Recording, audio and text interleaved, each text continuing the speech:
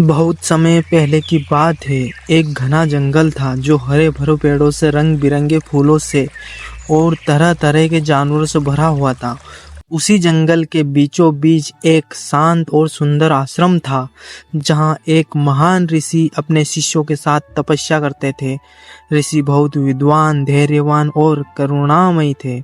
वह सभी जीवों को एक समान प्रेम और दया की दृष्टि से देखते थे, चाहे वो मनुष्य हो या कोई जंगली जानवर। एक दिन की बात है, ऋषि ध्यान में लीन थे। तभी आश्रम के पास कुछ जानवर जोर जोर से भागते हुए निकले। शिष्यों ने देखा कि सभी हिरण, खरगोश, बंदर डरकर इधर उधर भाग रहे हैं। उन्होंने ऋषि से पूछा, गुरुदेव, यह जानवर इतने घबराए हुए क्यों हैं? ऋषि ने आंखें बंद करके ध्यान किया और बोले, जंगल में एक भूखा शेर घूम रहा है। वह शिकार की तलाश में है, इसलिए सब डर गए हैं। शाम को जब सब लोग भोजन की तैयारी कर रहे थे, तभी आश्रम के द्वार पर एक भारी गर्जना सुनाई दी। सब डर गए। ऋषि बाहर आए और देखा सामने एक विशाल शेर खड़ा है। उसकी आंखों में भूख और थकावट थी। सभी शिष्य डर के कांपने लगे, लेकिन ऋषि शांत खड़े रहे। ऋषि ने शेर से कहा, तुम इस आश्रम में आए हो तो तुम अतिथि हो, और अतिथि का स्वागत करना हमारा धर्म है। लेकिन हिंसा करना इस स्थान की मर्यादा के विरुद्ध है। शेर थोड़ी देर ऋषि को घूरता रहा, फिर चुपचाप बैठ गया। ऋषि ने अपने शिष्यों को आदेश दिया कि शेर के लिए कुछ पका हुआ भोजन लेकर आओ। जैसा आप कहे गुरुदेव, अभी लेकर आता हूँ। वह शेर के लिए कुछ भोजन लेकर आए। उन्हें उसे पका हुआ भोजन दिया, जिससे शेर ने शांति से खा लिया। उस दिन के बाद शेर रोज शाम को आश्रम आने लगा। वह ऋषि के पास बैठता, भोजन करता और फिर चला जाता। धीरे धीरे शेर का स्वभाव बदलने लगा। वह अब हिंसा नहीं कर रहा।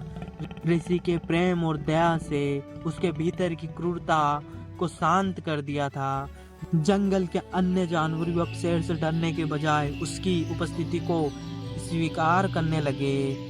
समय बीतता गया। ऋषि और शेर के बीच एक अनोखा रिश्ता बन गया था, एक गहरा विश्वास और स्नेह का।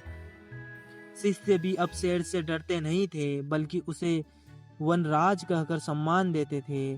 लेकिन जंगल के कुछ शिकारी इस बात से परेशान थे। शेर ने अब शिकार करना बंद कर दिया है। यदि सभी जानवर ऐसे हो जाएंगे तो अपना काम खत्म हो जाएगा। एक दिन कुछ शिकारी उस शेर को पकड़ने की योजना बनाकर आए। उन्होंने आश्रम के पास एक गड्ढा खोदा और उस घास फूस से ढक दिया। जब शेर रोज की तरह आश्रम आ रहा था, तो वह उस गड्ढे में गिर गया और जोर जोर से दहाड़ने लगा। शोर सुनकर ऋषि और उनके शिष्य दौड़े। उन्होंने देखा कि शेर फंसा हुआ है और बहुत दर्द में है। ऋषि ने तुरंत शिष्यों की मदद से उसे बाहर निकाला और उसकी चोटों की मरम्मत पट्टी की। शेर की आंखों में आंसू थे। वह ऋषि के पैरों में लेट गया, मानो कह रहा हो, मैं आपका ऋणी हूँ। ऋषि ने उसके सिर पर हाथ फेरते हुए कहा, तुम्हारा दर्द मेरा भी है, क्योंकि तुम अब सिर्फ एक जानवर नहीं, मेरे अपने हो। उस दिन के बाद शेर ने यह निश्चय कर लिया कि वह अब जंगल की रक्षा करेगा। वह हिंसक नहीं बनेगा, लेकिन जो भी किसी निर्दोष जीव को नुकसान पहुंचाने आएगा, वह उसका सामना करेगा। वह अब जंगल का रक्षक बन गया था, एक ऐसा रक्षक जिसमें शक्ति भी थी और शांति भी। कुछ महीने बाद ऋषि को लगा कि अब उनका तप पूरा हो गया है। शिष्यों, अब मेरा तप पूरा हो गया है और अब मैं हिमालय की ओर प्रस्थान करता हूँ। सब अपना ध्यान रखना। उन्होंने शिष्य से विदा ली और हिमालय की ओर प्रस्थान किया। शेर उन्हें बहुत दूर तक छोड़ने आया।